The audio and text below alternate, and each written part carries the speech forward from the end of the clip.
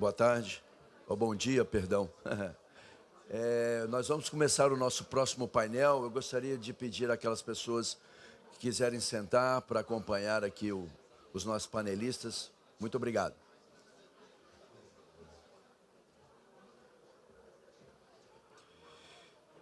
Bom dia a todos, mais uma vez. Iniciamos agora nosso painel da CNSEG, o papel do setor de seguros na transição climática de Baku a Belém.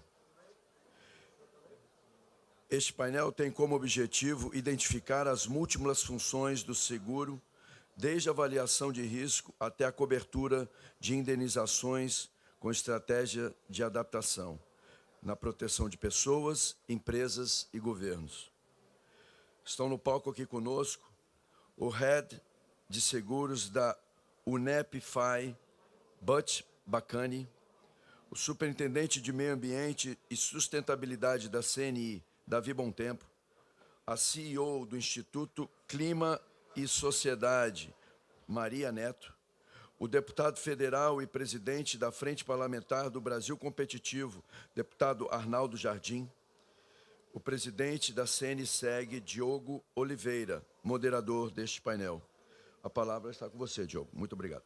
Alô. Bom, muito bom dia, senhoras e senhores. Muito obrigado pela presença de todos e todas. Vamos dar início a esse painel que aborda uma temática do seguro, o papel do seguro dentro da agenda de transição climática, numa perspectiva de construção de uma agenda de Baku a Belém. Como todos sabem, a próxima COP será em Belém e o setor de seguros está se preparando para levar até Belém uma participação bastante relevante e ampliada do setor de seguros dentro da agenda climática.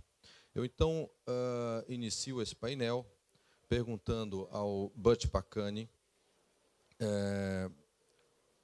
Butch Bacani, como dito, é o Head de Seguros da UNEP-FI e conduz um trabalho de coordenação internacional de todo o setor de seguros dentro da agenda climática.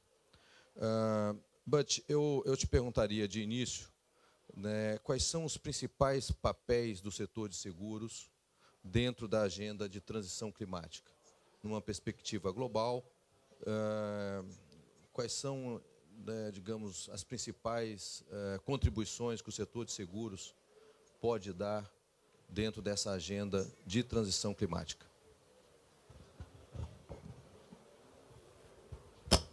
Thank you, Diogo. Muito obrigado, Diogo.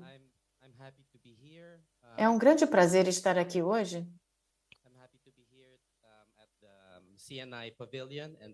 Nesse pavilhão da CNI, gostaria de agradecer o convite da CNSEG, em primeiro lugar, porque estamos aqui no pavilhão do Brasil. Eu espero muito mais do Brasil em termos de ambição, porque os princípios da ONU nasceram em 2012 em Copacabana, quando nós lançamos a PSI durante a Conferência de Desenvolvimento Sustentável no Rio de Janeiro, na Rio+20. Em termos do papel do seguro na transição climática, o nosso esforço vem sendo o mesmo há muitos anos. 3 papéis: gerenciamento de risco. Os seguros se baseia no entendimento dos riscos. Ninguém quer perder e precisamos controlar os riscos e precisamos ter uma capacidade de avaliação de riscos que podem ser utilizados por governos, comunidades, clientes, para ajudar a compreender e prevenir e reduzir as perdas. Isso pode ser no contexto do clima, compreender os vários cenários de mudanças climáticas, reduzir os riscos de secas, enchentes, calor extremo e preparação para catástrofes. Um outro papel é como os operadores de risco. Quando há um sinistro, Então, precisamos ter uma força financeira para a resiliência. Nós também expandimos o nosso papel nos últimos anos. Nós acreditamos que o seguro não está ali somente para adaptação, que é muito importante, mas precisamos ter eliminar as lacunas de proteção e nos tornarmos mais resilientes com a proteção financeira. Precisamos também tratar seguros como outras formas de financiamento, como empréstimos, onde o seguro ajuda a descarbonizar. Ou seja, seríamos uma alavanca para ajudar clientes, pessoas físicas e jurídicas, a chegarmos a uma economia de zero carbono. E também os investidores. Nós temos um papel, nós já temos ativos em bilhões de dólares.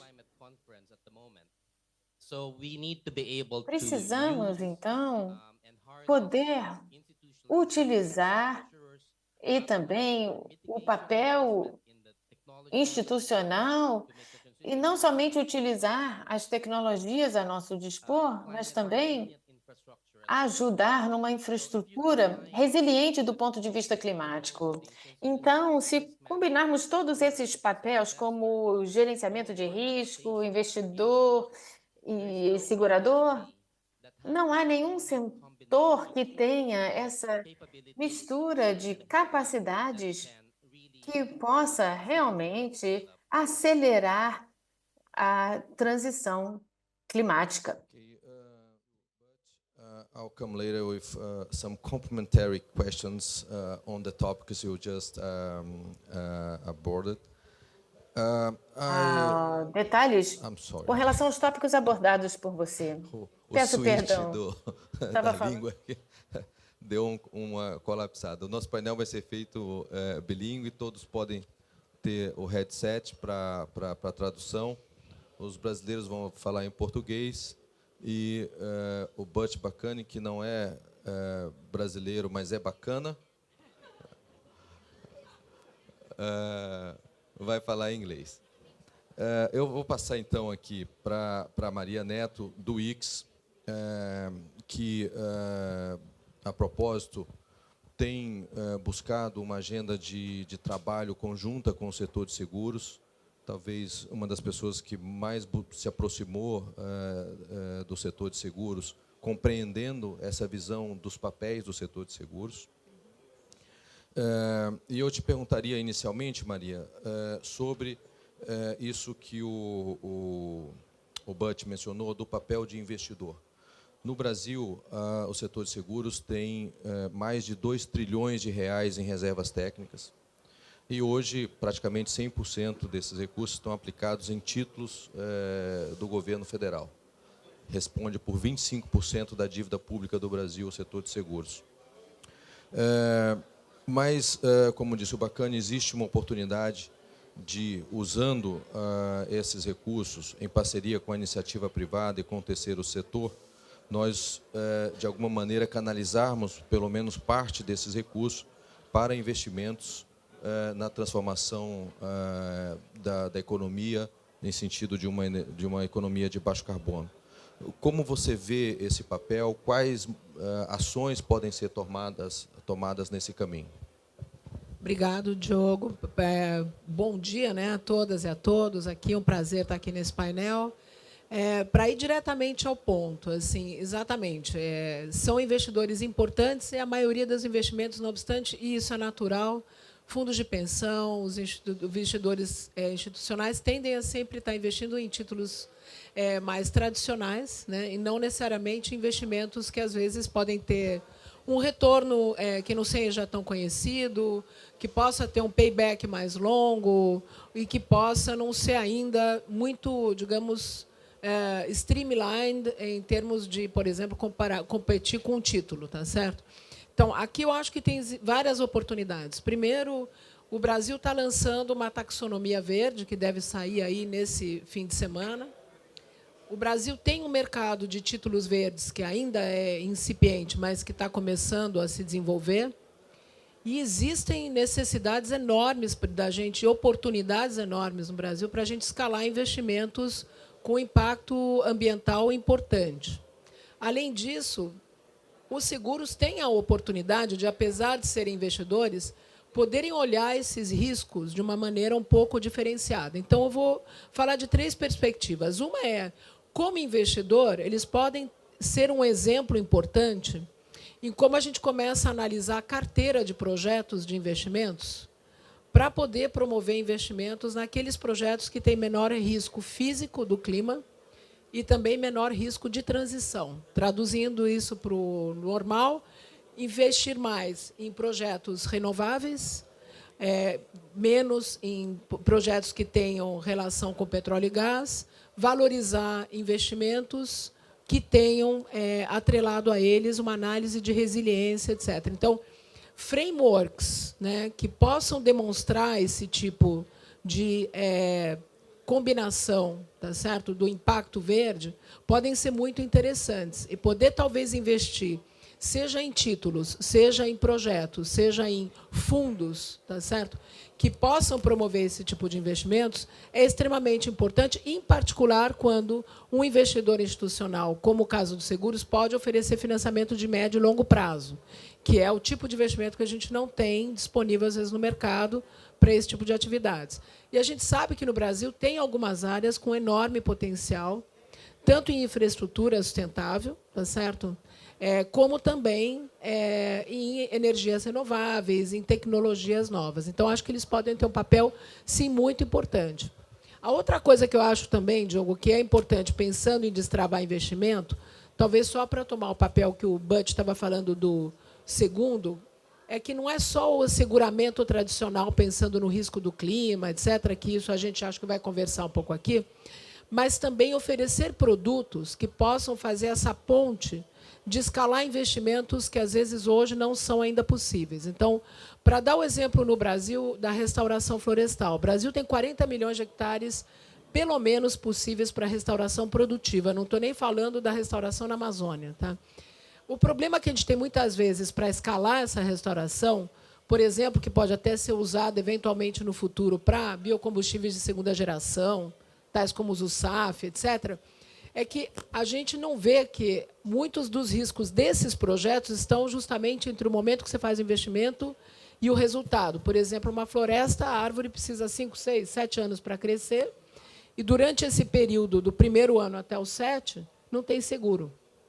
Então, eu acho que tem muitas oportunidades também de desenvolver produtos que façam ponte para escalar investimentos em algumas áreas que são muito estratégicas para o Brasil, onde o Brasil pode oferecer soluções de escala a nível global, além de criar também oportunidades, por exemplo, como a bioenergia. Tá? Então, acho que tem diversas formas. Agora, a provocação é como trabalhar com seguros para eles usarem uma parte, não tem que ser os 2 trilhões, tá certo, desse recurso para pilotar e fazer inovação. Obrigada. Obrigado, Maria. Você se lembra, nós tivemos um evento recentemente onde nós abordamos esse tema e surgiu muito claramente a questão dos instrumentos usados para isso. A regulação do setor de seguros, assim como no setor financeiro, ela privilegia a liquidez das reservas e a solidez das reservas. E as seguradoras, né, não têm uma capacidade de análise de risco de projeto. Seria muito difícil uma seguradora, por exemplo, investir diretamente em um projeto específico.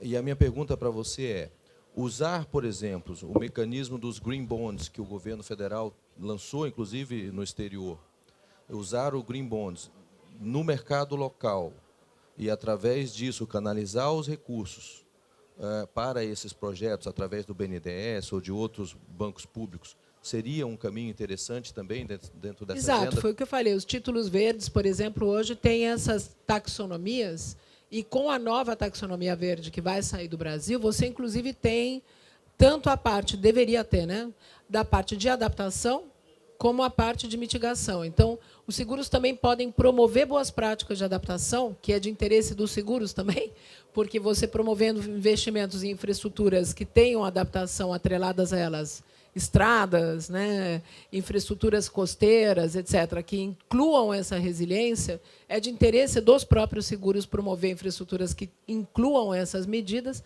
e, ao mesmo tempo, eles podem estimular esse financiamento de adaptação através desse tipo de emissões. Podem ser emissões soberanas, podem também ser títulos de fundos. Eu acho que podem haver também oportunidades de usar o mercado de capitais. Emissão soberana, obviamente, é mais fácil porque elas são grandes, mas, por exemplo, um banco pode emitir títulos, tá certo, para financiar ativos sustentáveis também.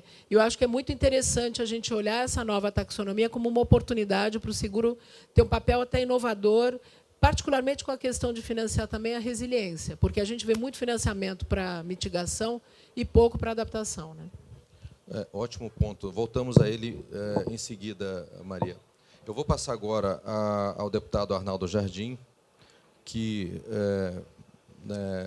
tem várias atividades no Congresso, tem trabalhado muito a questão da infraestrutura, mas é também da Frente Parlamentar do Agronegócio. Eu vou começar, deputado, explorando a questão da infraestrutura. Recentemente, você relatou o projeto das concessões e várias outras pautas relacionadas à infraestrutura. E o seguro é um instrumento que está intimamente ligado à realização de qualquer obra de infraestrutura. Desde o seguro de engenharia, seguro de responsabilidade, seguro de performance. Aliás, na licitação, você já tem que ter o seguro da licitação, que é o chamado bid bond. Então, isso está intimamente ligado. Dentro dessa perspectiva de retomada dos investimentos em infraestrutura no Brasil, como é que o senhor vê o papel do seguro? Quais são as legislações que estão sendo discutidas no Congresso que podem fomentar o uso de seguro dentro desse papel que a Maria Neto colocou, da resiliência da infraestrutura? Porque hoje a gente sabe que praticamente não existe seguro da infraestrutura brasileira. Você tem esses seguros que são relacionados à construção da infraestrutura, mas, uma vez constituída a infraestrutura, ela praticamente não tem seguro. Agora, no Rio Grande do Sul, por exemplo, apenas 2 rodovias tinham seguro, e foram indenizadas, e o aeroporto tinha seguro. Toda a outra perda da infraestrutura do Estado do Rio Grande do Sul vai ser 100% coberta com riscos do Tesouro do Estado e com o Tesouro Federal. Como é que o senhor analisa essa questão? Quais são os avanços que a gente pode ter nessa matéria? Muito obrigado, Diogo. Uma alegria muito grande poder estar ao seu lado, ao lado do Bert também, ao lado da Maria, com o Davi aqui, cumprimentando o Roberto Muniz. Quero cumprimentar aquilo que tem sido a dinâmica aqui da CNI, agora na parceria com a Confederação Nacional de Seguros, emprestando aqui um rol de conteúdo aos debates que têm ocorrido aqui.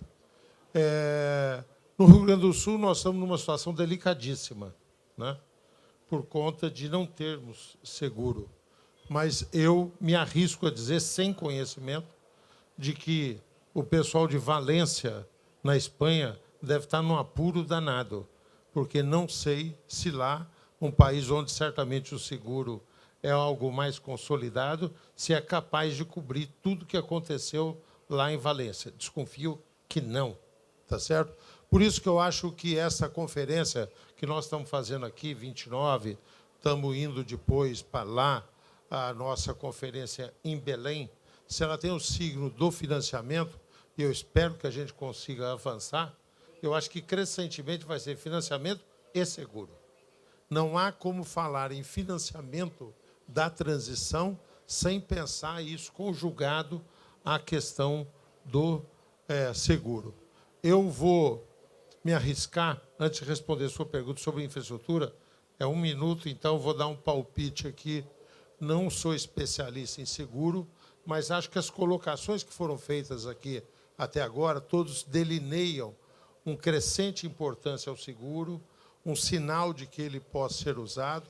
As referências são mais aquilo que o campo das seguradoras tem de ativos, que pode lhe permitir, sem abrir mão dos 2 conceitos que você disse, de liquidez e solidez, investir na transição também.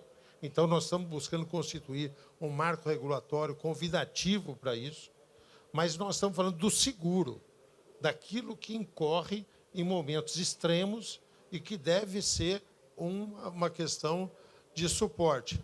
Eu acho que nós não teremos condições de ampliar o seguro para os eventos climáticos de uma forma significativa, se não repensar a engenharia do setor de seguros. Porque a lógica é muito clara, minha gente. Mais risco, a seguradora vai ser mais cautelosa. Mais risco, a cobertura vai ser mais difícil de realizar. Então, nós achamos, olha, então o dinheiro vai ser usado para a transição, isso vai mitigar, tudo mais. Então, desculpem, tá certo? Nós podemos nos satisfazer com um pouco do raciocínio aqui, mas isso não produz efeito.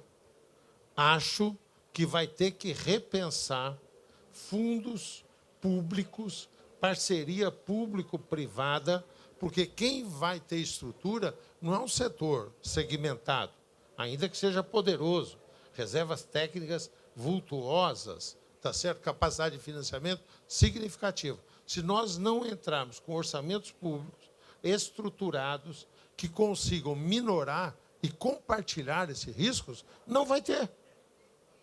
Então, me permito deixar esse palpite para que a gente ganhe objetividade aqui na conversa. Senão, então a gente pega o dinheiro que está guardado, vai financiar. Nós estamos fazendo um esforço. Você foi delicado, saudar que a gente tem feito. Aqui tem pessoas que me ajudaram muito e nós temos agora o marco regulatório do hidrogênio. Muitas vezes no Brasil se dizia, o Brasil não tem segurança jurídica, porque não tem regras.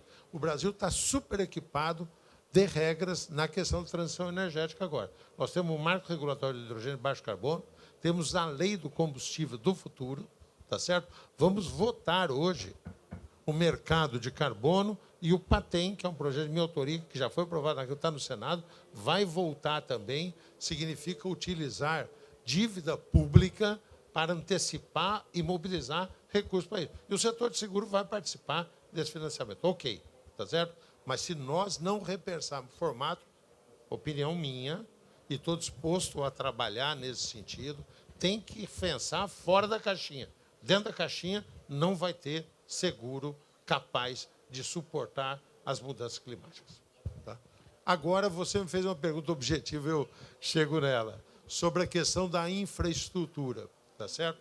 A infraestrutura no Brasil, você mencionou, nós recentemente aprovamos a nova lei de licitações públicas, né, Davi? E lá tem incorporado a questão do seguro, foi uma inovação, ainda está sendo implementado, tudo mais. Mas dar uma notícia, boa parte daquilo que nós temos tido agora e que nós queremos ter mais de investimentos em infraestrutura vem sob o regime de PPPs e concessões. A capacidade do governo de investir limitada, crise fiscal, então nós temos que recorrer a isso. De posse disso, há um bom tempo atrás, você estava no Ministério, tá certo? Eu coordenei na Câmara lá um trabalho, nós fizemos uma nova proposta de concessões e PPPs. Aprovamos, mas ficou paradinha lá. Recentemente, novo governo, eu tinha receio de se o governo ia continuar, tá certo? No programa de concessões e PPPs e tive uma agradabilíssima resposta. O governo topou. A partir de então, com o ministro Haddad, Secretaria de Reformas Econômicas, Marcos Pinto, que estabeleceu um diálogo, com o Ministério da Casa Civil, o ministro Rui Costa, que designou o Márcio Cavalcante, coordenador da PPI. Nós identificamos algumas questões centrais para aprimorar a legislação sobre PPPs e concessões. Então, de um grande projeto, nós pegamos aquilo que estava engastando mais, aquilo que estava sendo gargalos para fazer. E uma tem diretamente resposta na sua pergunta, que é compartilhamento de risco. Tá certo? Porque na legislação atual, o compartilhamento de risco, o Igor estudou isso durante muito tempo, tá certo? O compartilhamento fica muito para o concessionário. Risco de demanda, risco da operação. Aconteceu a Covid, quem poderia prever? E aí tinha que arcar sozinho. Em vários locais, isso teve que determinar repactuação. Então, na modificação que nós estamos apresentando, nós aprovamos há um mês atrás a urgência do projeto. Eu fui designado relator. vou apresentar no começo de fevereiro, já acordado com o futuro presidente da Câmara, que vai ser o deputado Hugo Mota, que vai tratar isso como prioridade, um projeto que, entre X coisas, são 9 aspectos, que eu não vou entrar aqui, mas tem um que é diretamente incidente na sua pergunta, e eu conversava com a Maria há uns instantes atrás. Compartilhamento de risco. Então, nós vamos reformatar isso, para que os riscos de demanda, os riscos climáticos, tá certo? Possam ser estabelecidos de uma forma mais solidária, para que isso possa ser tratado e não ter solução de continuidade. Então, esta é a intenção. Obrigado, deputado. Boas provocações, voltaremos também a elas em breve. Eu vou fazer, então, aqui uma pergunta ao Davi, que tem a ver exatamente com o desenvolvimento da indústria, né, Davi? É claro que todos nós aqui sabemos muito bem que há uma agenda muito ampla de desenvolvimento de uma indústria sustentável, que envolve desafios importantes e a adoção de políticas ambientais eficientes. Por outro lado, essa realidade traz oportunidades relacionadas ao investimento em matrizes limpas e processos menos intensivos na emissão de carbono, na redução de emissões. De que forma você acha, Davi, que o setor de seguros pode apoiar a indústria, em particular, nesse processo de transição? Bom, primeiro, bom dia a todos. Obrigado aí, Diogo, pelo convite ao painel. E eu estava aqui pensando, poxa, iniciei minha carreira na parte de mercado de capitais, trabalhava em mesa de operações de investimento. Hoje estou falando já há algum tempo, sobre sustentabilidade, mas nem por isso a gente deixou de ter essa relação, sempre muito próxima. Ano passado a gente estava na Bolsa de Nova York também falando de sustentabilidade, e hoje eu estou aqui participando de um painel no setor de seguros, e discutindo taxonomia com o setor financeiro. Então, acho que a gente tem aí uma conexão bastante forte entre indústria e setor financeiro, e setor de seguros. O deputado Arnaldo estava conversando aqui, citando alguns exemplos de política pública, que eu sempre converso também com o senador Muniz, e são políticas que, na minha visão, trazem uma inovação muito importante para você virar a chave quando se fala de descarbonização. Hoje, no Brasil, a gente trabalha muito o lado da política pública com o comando, controle e fiscalização. Essas políticas, combustível do futuro, hidrogênio de baixo carbono, inclusive foi assunto do painel anterior. A gente teve uma conversa aqui com a Europa, com a Vale e também com a academia, no sentido de entender como que o hidrogênio pode ser uma opção lá fora. Mas, voltando aí para o contexto brasileiro, ele traz o lado dos incentivos econômicos, seja pela suspensão aí de alguns tributos, PIS, COFINS, importação, mas também aí pela geração de crédito fiscal. Isso é importante para que você possa criar o estímulo e virar essa chave. E, mais especificamente, quando a gente fala de seguro, o que me vem à cabeça é a gestão de risco. Foi muito colocado aí pelo palestrante primeiro que falou, o Bacana, que você chamou de Bacana. Mas isso conecta muito com a agenda de adaptação. Uma agenda também que vem crescendo muito, muito discutida em COPs, cada vez tomando mais espaço. Não poderia ser diferente aqui na COP29, uma agenda mais positiva, uma agenda também que está sendo encaminhada pelo governo federal, dentro do Plano Clima. Então, você tem 2 linhas, mitigação está um pouco ainda em discussão, alguns desencontros, algumas diferenças, mas na agenda de adaptação, acredito que está bastante encaminhado, seja a nível nacional quanto a nível internacional também.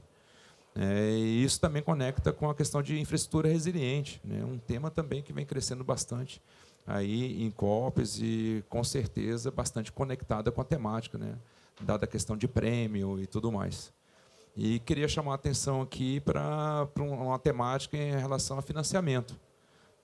Assisti uma apresentação num congresso de Wind Power, em São Paulo, e se teve uma apresentação do governo para dar ciência e dar publicidade aos produtos que hoje existem, quando se fala de financiamento verde, mais especificamente sobre os títulos soberanos.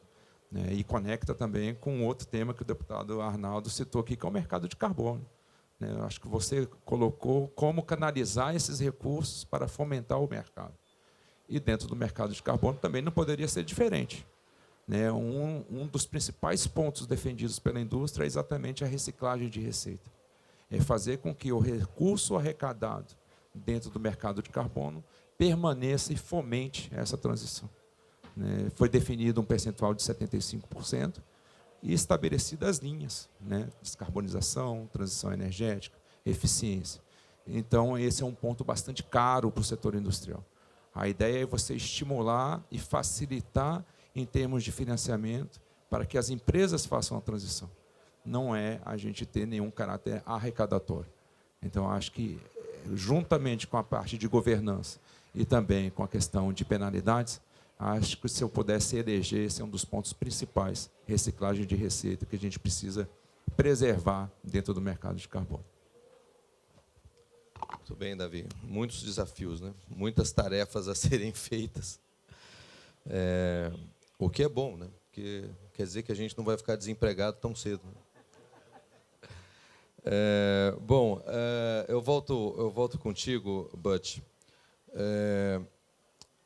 para te perguntar o seguinte: o Brasil assumiu um desafio de realizar a COP30 em Belém. É um desafio, né, da mais alta relevância, particularmente pela importância de ser em Belém, de ser na Amazônia.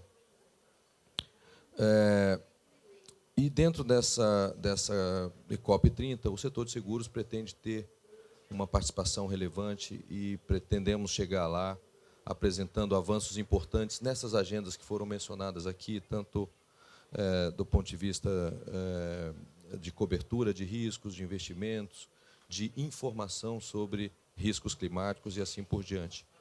Mas, na tua visão, Butch, quais deveriam ser as prioridades do setor de seguros brasileiro, olhando essa agenda para Belém? Daqui até Belém, o que você acha que deveriam ser as prioridades dentro do mercado de seguros brasileiro? Naturalmente, observando a tua experiência internacional, todo o conhecimento que você tem global e uma visão inteligente e muito sofisticada. O que você recomenda como prioridades para o Brasil daqui até Belém no setor de seguros?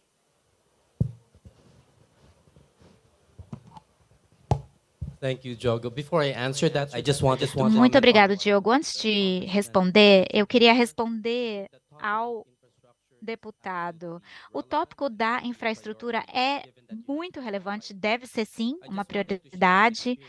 E eu queria compartilhar uma experiência, porque nós fizemos alguns estudos na África sobre resiliência de infraestrutura e aprendemos algumas lições ali. Primeiramente, quando há construção de infraestrutura e as seguradoras são chamadas para assegurar essa infraestrutura, já é tarde demais, porque nesse momento o projeto já foi estabelecido e eles só estão buscando seguro. Uma das principais descobertas que nós tivemos é que as seguradoras têm que ser envolvidas desde o início, na fase de análise de praticabilidade dos projetos. Por quê? Porque isso ajuda a responder essa pergunta, né, sobre como criar uma nova arquitetura para o setor de seguros. Né? As pessoas veem as seguradoras como absorvedoras do choque financeiro, mas o seguro, né, quando chega nessa fase da infraestrutura está pronta, já está no final desse contínuo. O projeto vai ter mais sucesso se as seguradoras forem engajadas na compreensão desse risco e na redução desse risco desde o início. Aí elas vão poder cobrir o risco residual. Na maior parte dos casos ao redor do mundo, em que o seguro tem se tornado menos acessível e mais caro, a causa raiz por trás disso é a gestão do risco de maneira ruim. Mesmo se a construção for bem feita, né? Mesmo se o projeto tiver sido bem estabelecido, se você só envolve a seguradora no final, o custo vai ser mais alto. Então, se você envolver as seguradoras desde o início, ela se torna, esse processo todo se torna mais sustentável e mais barato. A transição do clima também tem que ser justa do ponto de vista social. Então, a transição vai afetar certos grupos mais do que outros, né? Grupos vulneráveis, grupos de baixa renda. Se você me permitir, eu dizia o seguinte: a transição é perversa duplamente, porque vai afetar mais os países pobres e ainda mais os pobres dentro dos países pobres. Sim, exatamente, porque o que está acontecendo agora, há um estudo sobre países em desenvolvimento no sul global, sob os ministros de economia do G20, esse estudo está sendo feito, e nas últimas décadas, se esses países combinarem o PIB, eles perderam 20% dos seus PIBs devido à mudança climática, ou seja, é um terço aí da sua riqueza quase. O que acontece quando há esse tipo de choque? Os governos têm que fazer mais empréstimos para reconstruir as infraestruturas, reconstruir escolas, hospitais, e a crise climática perpetua a crise da dívida externa para certos países. Então, é muito importante que nós possamos ter mais resiliência em relação aos choques climáticos.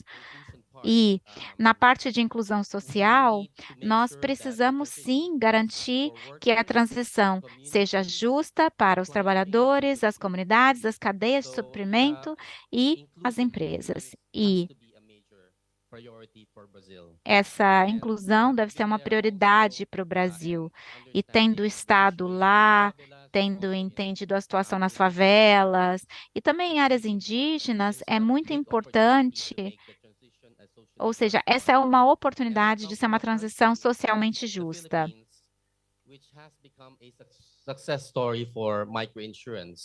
As Filipinas é um êxito em termos de microfinanciamento.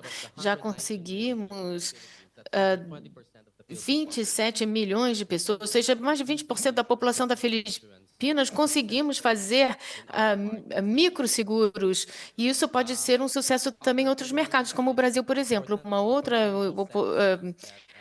coisa importante em termos de transição, no outro painel falou-se de hidrogênio verde. Precisamos de seguros para essas novas tecnologias. No primeiro dia da COP, houve uma decisão para padronizar os mercados de carbono. Agora temos já seguradoras já especializadas em seguros de emissões de carbono e também para reversão de emissão de carbono. Eu escrevi um artigo sobre isso. Como é que o carbono das florestas vai se tornar mais competitivo se houver melhores soluções de seguros? Nós não conseguimos encontrar seguradoras e agora já existem seguradoras especializadas no mercado de carbono. Podemos maximizar isso e aí estaremos na Amazônia e poderemos. É muito importante compreender o papel do setor de seguros do Brasil para abordar esse tipo de oportunidade. Isso também é a agenda da natureza. E a natureza e a crise do clima são os dois lados da mesma moeda. Podemos entender como as seguradoras brasileiras podem capitalizar e alavancar seguros para soluções baseadas na natureza, não somente em termos de carbono, mas também do ponto de vista da resiliência e da adaptação. Essas são alguns dos elementos que devemos analisar e como podemos atrair maior inclusão financeira, principalmente para as comunidades mais vulneráveis no Brasil. Nós já falamos de resiliência e de adaptação. Não precisamos mencionar todas as catástrofes que aconteceram no Brasil.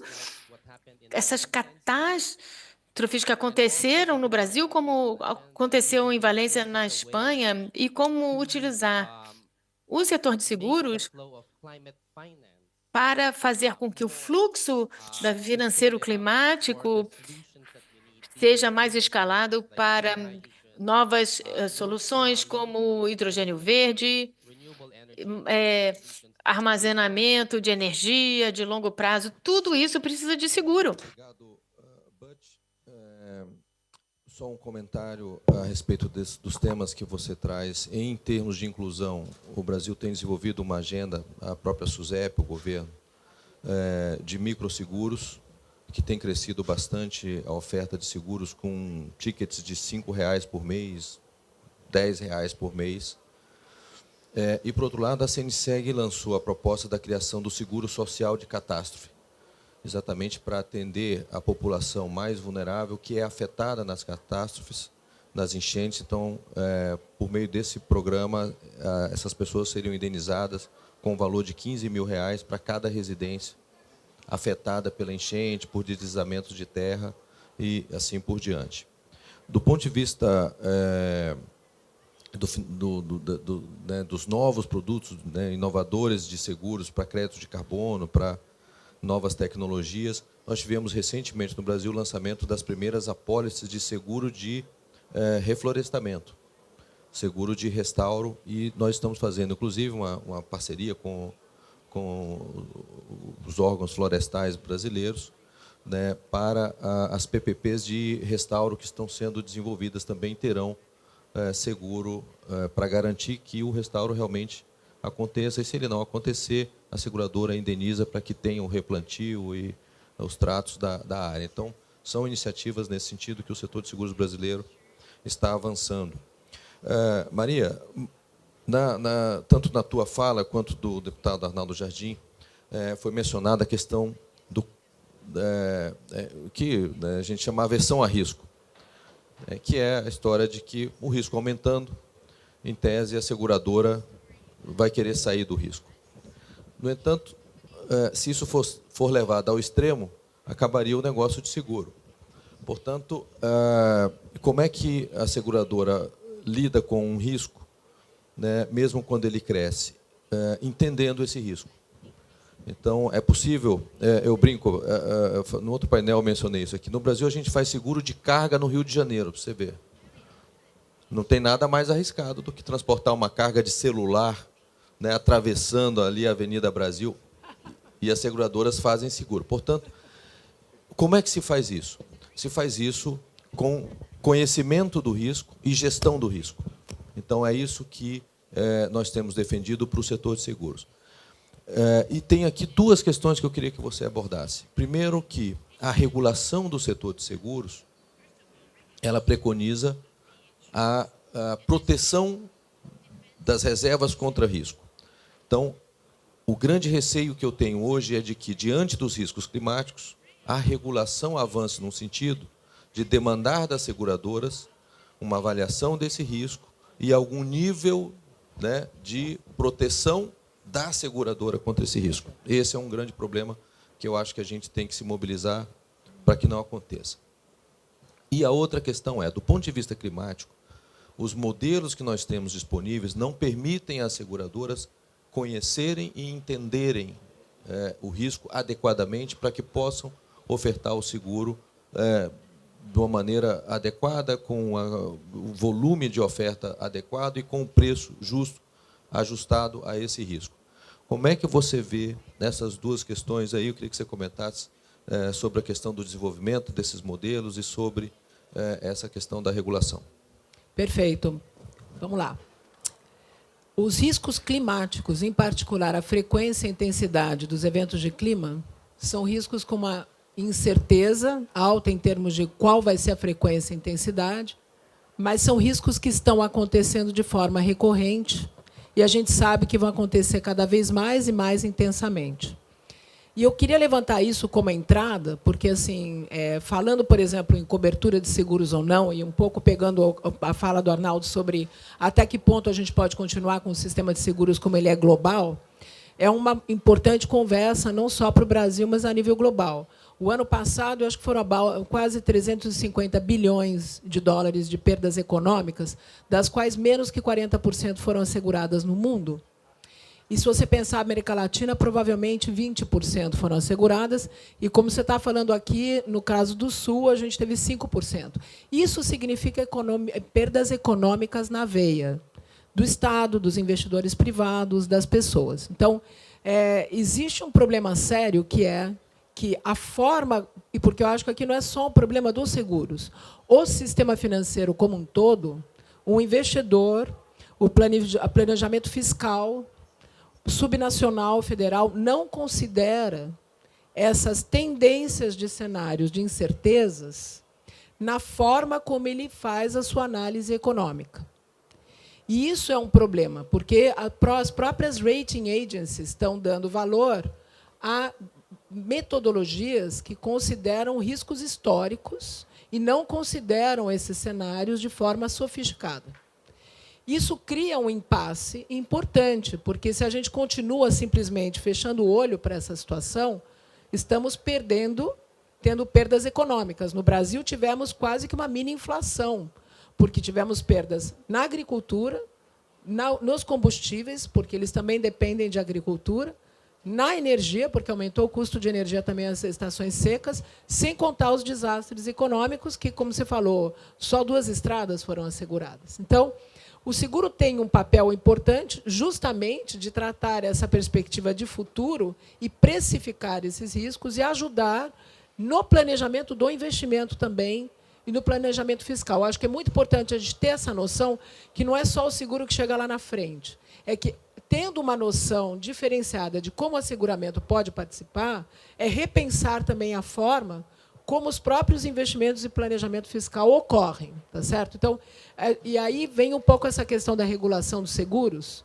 que eu acho que é um problema da regulação financeira em geral, né? Que Basileia, a gente tem que ter reservas e tal, mas se a gente só olha isso do ponto de vista de curto prazo da instituição em si, a gente não está olhando o risco sistêmico. E esse é um tema muito sério, porque sistemicamente, se a gente não começa a considerar seriamente o que significam esses cenários e aceitar que eles vieram para ficar, há um risco sistêmico, sim, de failure, que foi o que aconteceu no Brasil esse ano, tá certo? Então, esse é um ponto importante. A segunda coisa é falta de ferramentas estruturadas que, portanto, conversem tanto com os seguros como o sistema financeiro como um todo. No Brasil, o ICS é a instituição que apoia a filantropia, a gente apoia estudos, o diálogo público-privado, trazer um pouco a parte acadêmica também para tentar quantificar, né? Nós temos uma modelagem que é de governo, né, que é o Adapta Brasil, que é digamos, uma ferramenta bastante sofisticada com informação histórica, justamente sobre vulnerabilidade, algumas projeções, mas com muitas ainda falhas, porque era uma ferramenta de uso de governo que não era feita para esse tipo de necessidades. Tem a informação mais sofisticada que a gente pode ter no Brasil hoje em termos de cenários, porque trabalha com o INPE, que é onde nós temos os satélites no Brasil e estamos fazendo essa análise de vulnerabilidades. E a primeira coisa que a gente precisa para fazer, quando vai olhar qualquer medida de precificar os riscos, é entender minimamente onde é que estão os diferentes mapas de calor, onde é que vai ter maior possibilidade de vulnerabilidade, mais riscos de incidência no curto, no médio e no longo prazo, tá certo? E essa ferramenta, por exemplo, existe, mas ela não tem a resolução necessária, ela não tem temporalmente também informação, ela tem tendência a usar cenários do IPCC de muito longo prazo, mas não consegue fazer, às vezes, os cenários no médio prazo e no curto prazo. Então, existe um trabalho fundamental, que, no fundo, o governo tem um papel importante, mas que a gente não pode simplesmente esperar tudo ser resolvido lá, e precisa encontrar uma forma em que os investidores, os tomadores de decisão também locais, o prefeito, possa fazer o seu planejamento fiscal de investimento considerando isso. E aí eu acho que é muito importante essa discussão também com as asseguradoras, além da questão de regulação, ter uma discussão séria sobre como essas ferramentas, como o caso do Adapta Brasil, a gente pode trazer as asseguradoras para poder refinar essas ferramentas, para elas serem muito mais flexíveis em termos de prover dados para as asseguradoras, mas, eu insisto, também para os investidores, para os bancos, porque a seguradora ela é uma ferramenta, né, que o investidor vai usar, ou o desenvolvedor de projeto.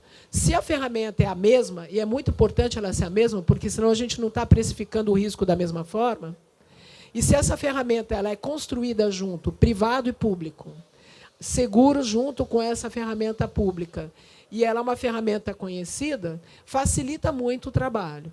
O Brasil também está desenvolvendo uma taxonomia agora verde, que deve sair para consulta pública agora, nesse fim de semana, e eu acho fundamental a gente ter um trabalho junto nisso, de diálogo e até crítica, já que está em consulta pública, enquanto essa taxonomia, que aparentemente vai ter resiliência climática e a questão de adaptação, ela realmente é útil, de novo. Porque eu acho que, de novo, é importante a gente começar a pensar nessa coisa bem concreta mesmo das ferramentas, e por isso, por exemplo, o Instituto Clima e Sociedade, a gente optou, tem muita coisa que pode ser feita com adaptação, mas a gente optou que a primeira coisa que a gente precisa ajudar é ter uma ferramenta útil. E acho que aí, assim, essa ferramenta tem que conversar com quem vai usá-la para precificar os riscos. As asseguradoras são fundamentais para isso. E trazer as asseguradoras para a conversa justamente do planejamento das PPPs, das concessões. Como é que a gente vai tratar com o setor agro? Brasileiros, o Brasil depende do setor agro. Se o setor agro é muito vulnerável ao clima, a gente tem que ter uma conversa séria sobre como é que o setor agro vai se adaptar a esses riscos, como é que nós vamos precificar esses riscos, porque aí a gente pode aumentar o seguro, mas o seguro tem que aumentar também com medidas de mitigação. Tem um lado, o setor público tem que trabalhar com o privado, é certo, porque nem tudo o privado vai poder cobrir, mas também cobertura não aumenta só por aumentar, gente. Nenhum seguro no mundo aumenta se o risco aumenta. A gente tem que também trabalhar a questão da gestão do risco. E essa conversa da gestão do risco, eu acho que as asseguradoras são muito importantes, porque, voltando, hoje, as rating agencies, os investidores e tal, não estão ainda olhando isso. Quem é que é o mais afetado nesse momento? É o seguro. E aí é o perigo que você falou, Diogo, que o seguro saia. Tá certo? Então, a gente tem que fazer o seguro entrar como parte da solução, mas a gente tem que começar a entender. Isso é um problema sistêmico. Se a gente não fizer isso, a economia sofre. O caminho para o seguro entrar mais, né, é entender mais o risco. E, por isso, é tão importante esse trabalho que a gente está fazendo juntos, de desenvolvimento dessas ferramentas, como permitir que a seguradora entenda realmente qual é o risco, quais são os mitigadores desses riscos.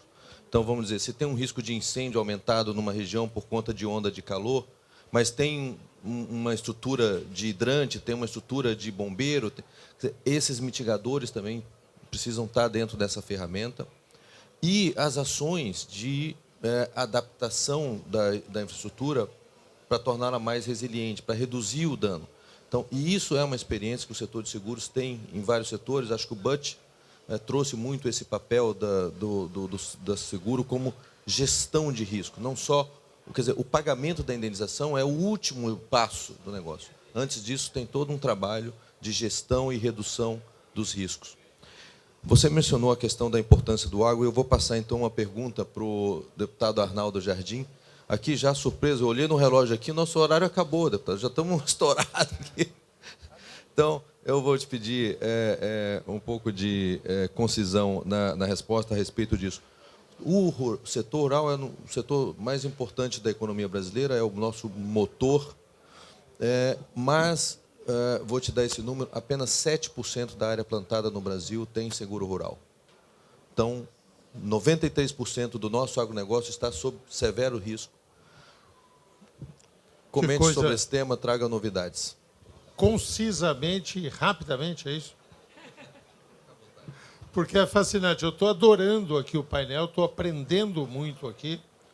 De alguma forma, nós já estamos cravando algumas questões, né? Primeiro, nós vamos ter que ter um sistema de informação muito mais sofisticado e atualizado, né? Hoje, o sistema de informação é insuficiente para estabelecer esses parâmetros que são necessários. Segundo, o Burt cravou, e eu assino embaixo, nós temos que ter um setor de seguro proativo que participe no momento anterior da elaboração dos projetos de infraestrutura, do agro, em qualquer segmento, mas que ele seja partícipe para poder mitigar exatamente os riscos e tudo mais. Terceiro, conceito de compartilhamento de riscos também. Então, eu acho que são 3 coisas aí que foi. Você mencionou que o agro, Brasil, potência do agro, tem uma área de cobertura de 7%. Só porque aqui nós temos alguns convidados nossos que não estão tão familiarizados. O tamanho do Brasil, 850 milhões de hectares. O Brasil é um grande provedor de alimentos para o mundo. quanto que dos 850 milhões de hectares, que é o tamanho do Brasil, nós usamos para plantar 90 milhões, 10% aproximadamente do território, que é um número muito surpreendente. E nessa cobertura que é tão pequena, 7% da área, então, por exemplo, nós estamos cobrindo 7% de 90, significa 6,7 milhões de hectares só, do tamanho do Brasil de 850 milhões. É uma cobertura, desculpe, ridícula. Mas ela é mais grave ainda porque a cobertura que se faz pelo Programa de Seguro Rural, que consome, em termos de subsídios orçamentários, no último ano foi 1 bilhão e 200, tá certo?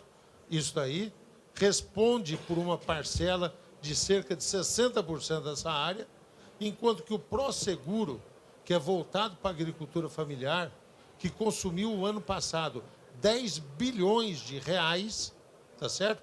Ele só responde por 1,5% da área plantada.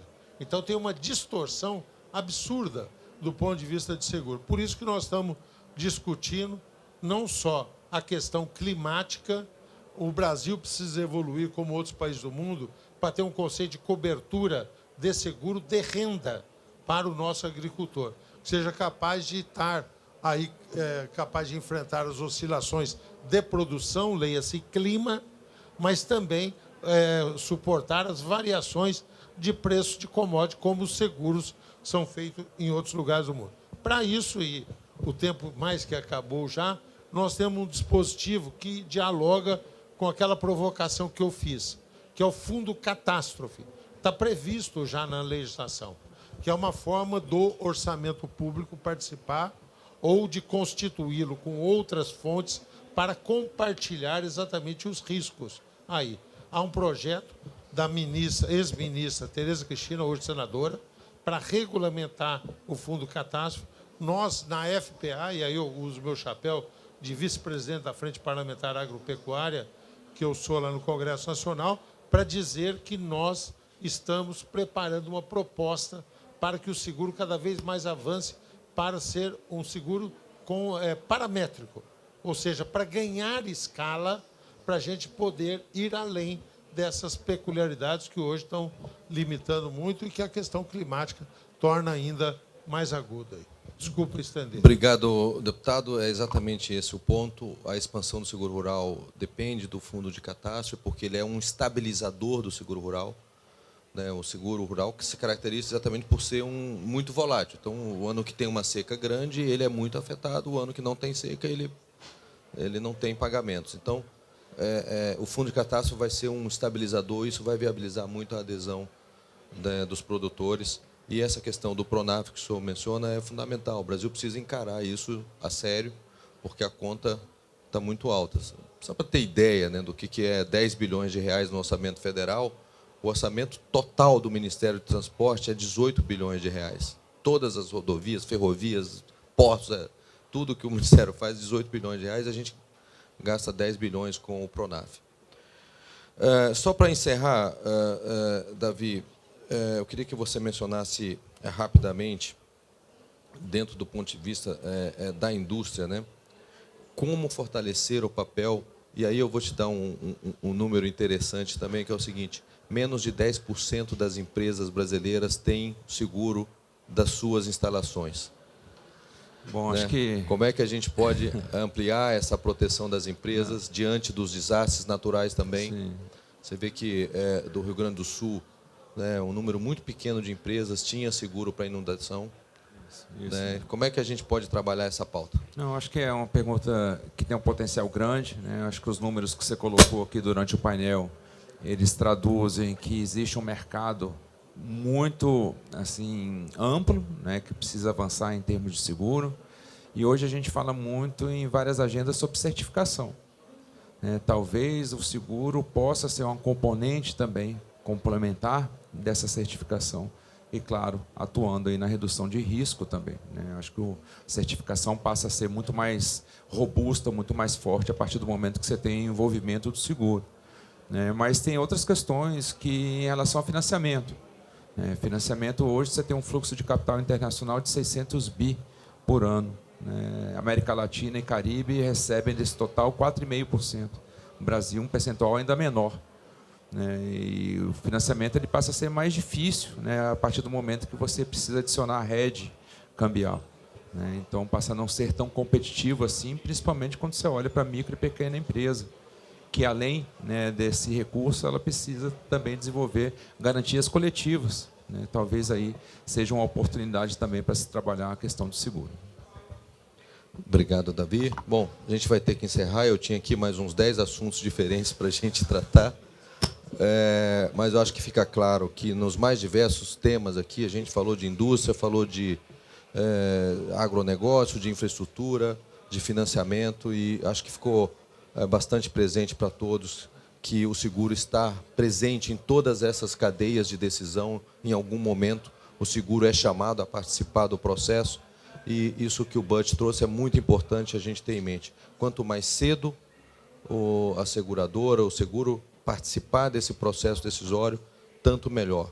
Porque hoje o setor de seguros tem um papel muito maior de gestor de risco do que propriamente de pagamento de indenizações, porque o que a gente não quer é ter um incidente, ter a perda.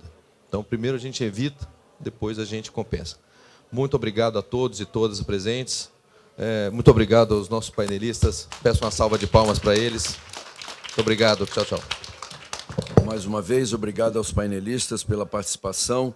Em seguida, iniciaremos nosso próximo painel, painel Petrobras, Mercado de Carbono e Reflorestamento no Brasil, Caminho para 2030. Muito obrigado.